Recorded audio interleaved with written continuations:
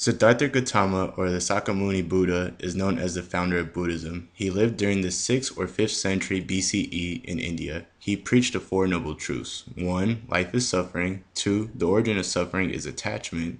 3. You can escape this suffering. And 4. There is a way to end suffering, which is the Eightfold Path.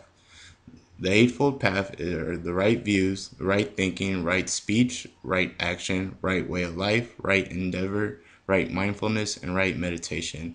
Another doctrine is the 12-link chain of causation, which explains the relationship between ignorance and suffering. The purpose of these doctrines are to lead beings to the path of enlightenment so that they can be released from the cycle of ignorance and suffering. These teachings are referred to in the Lotus Sutra many times, making it an essential Buddhist text. Buddhists believe in reincarnation and the concept of karma. As a person goes through different lives, they accumulate good or bad karma based on their moral actions. A person can be reborn into 6 different realms: hell dwellers, hungry ghosts and spirits, animals, angry demons, humans, and heavenly beings or gods. Therefore, the goal of Buddhism is to rid oneself of bad karma and to only accumulate good karma so that they can escape more suffering in a future life. In Mahayana Buddhism, there are 4 more levels of being. Shravakas, or voice hearers, are figures who have become disciples of the Buddha. They are called voice hearers because they strive to achieve enlightenment by listening to the Buddha's doctrines and practices. Pratyeka Buddhas, or self-enlightened ones, are figures who have achieved enlightenment on their own, but they do not choose to help others achieve enlightenment. Bodhisattvas, on the other hand, are figures who have reached a high level of enlightenment, but wish to stay in the cycle of rebirth so that they may help others achieve nirvana, the highest enlightenment. The Lotus Sutra is one of the most important and influential of the Mahayana scriptures. Mahayana Buddhism is known as the Great Vehicle. Because the Lotus Sutra stresses the importance of the compassionate bodhisattvas, it is an essential Mahayana text. The copy that we're reading was originally translated from Sanskrit to Chinese by Kumara Jiva in 406 and then to English. We know for sure it was in existence by 255 CE. This was when the first Chinese translation was made. The Lotus Sutra is presented in verse and prose form. Verse form is used as a tool to help readers remember the actual text, whereas the prose is used to help the story flow and explain what the verses are telling the readers. The Lotus Sutra opens by introducing the audience that is present for the teachings of the Buddha. The audience consists of a multitude of leading monks, arhats, bodhisattvas, mahasattvas, Indian gods, kings, and other mythical beings, all who bow to the Buddha. The Lotus Sutra opens with the scene so that the readers of this text are immersed in a spiritual world of gods and mystical beings. This sets up the story in a realm outside of human space and time. The implication is that this spiritual realm of the Buddha is separated from the normal cycle of suffering on earth. The Lotus Sutra introduces readers to important Buddhist teachings through the use of parables. Buddha explains in the burning house parable, "For through similes and parables those who are wise can obtain understanding. There was a very rich man whose house began to burn down. His sons, perhaps 30, were unaware of the fire. Instead of saving himself, the father attempts to save them. He knows that he cannot physically rescue all of them from the burning house, so he tries to convince them to leave, but his sons refuse to leave, having become so entranced with their games. He offers them goat carts, deer carts, and ox carts that are waiting for them outside of the house. Finally, the sons run out of the house, but they continue to demand that their father give them their playthings. The rich man gave each son a large carriage adorned with jewels, which were all drawn by a white ox." The games and playthings in this parable are metaphors for material possessions and attachment. The carriages that they receive are symbolic of spiritual vehicles that will take them away from the burning house and lead them to enlightenment. The father chooses to give his sons large carts as opposed to small carts.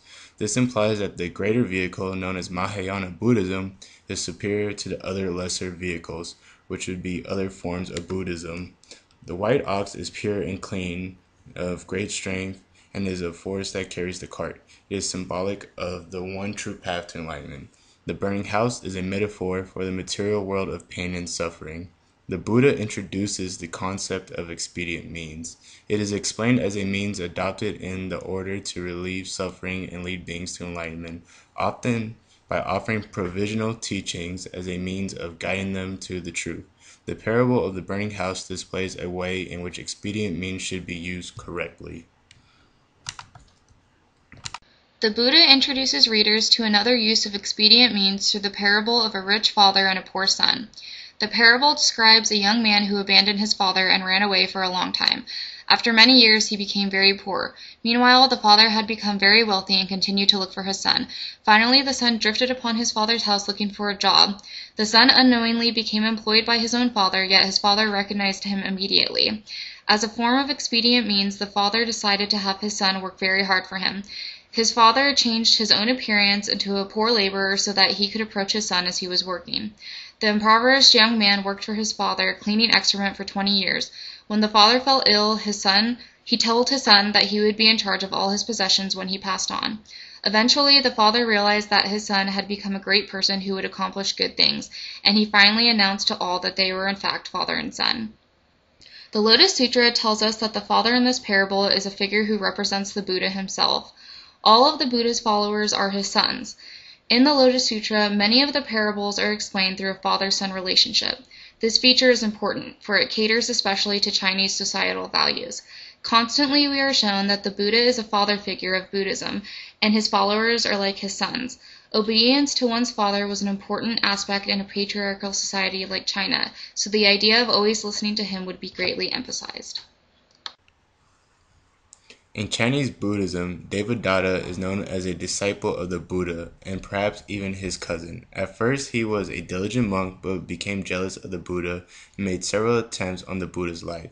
He is well known as the embodiment of evil, yet the Lotus Sutra depicts him in a different light. In chapter 12 of the Lotus Sutra, the Buddha introduces the figure of Devadatta as an important person who helped him attain correct enlightenment. There is a prediction that Devadatta will attain Buddhahood, even though he has been a villain in past stories. The turn of events shows that even the most evil beings will someday still achieve Buddhahood. The Buddha predicts that those who hear of this Devadatta chapter in the Lotus Sutra and believe it wholeheartedly will always be reborn in the upper realms in the presence of the Buddha. This is just one of the instances when the Buddha makes it a point to address the fact that all beings are capable of achieving Buddhahood. Another instance of this teaching is in the story of the Dragon King's daughter. It is told that the Bodhisattva Manjushri helped the Dragon King's daughter achieve enlightenment. Even as other monks questioned her, she was able to achieve nirvana by first transforming into the body of a man, and then instantly becoming a Buddha. Here again we see that the Lotus Sutra preaches that every person has the ability to achieve nirvana. They simply need to follow the teachings of the Sakyamuni Buddha. The Lotus Sutra has had a profound and lasting appeal on Chinese Buddhism because of its memorable parables and similes. Throughout the sutra, the themes of universal Buddhahood and the practice of expedient means are explained in simple parables so that even commoners can understand the Buddha's lessons. It attempts to help set even the non-believers on the path towards enlightenment. The Buddha makes a distinction very early on that the Lotus Sutra is something to be revered above all others. We can see that this idea has been taken seriously, for a multitude of Chinese Buddhist texts have made reference to the Lotus Sutra. No other sutra has received more commentaries or attention than the Lotus Sutra. Because this text is essentially Mahayana with its promotion of the Bodhisattvas, it is continually admired in China even today, where Mahayana Buddhism remains the greater vehicle. The Lotus Sutra has become so widely revered in Chinese Buddhism because it is open and understandable to all audiences. It contains the essential themes of a Buddhist sutra in that it constantly preaches the core teachings of the historical Buddha. Specifically, the message that many readers enjoy is the fact that any person can become a Buddha. The sutra is named after a lotus flower to show readers that we can in fact become like these flowers, which persevere in harsh conditions so they can grow into something pure and beautiful.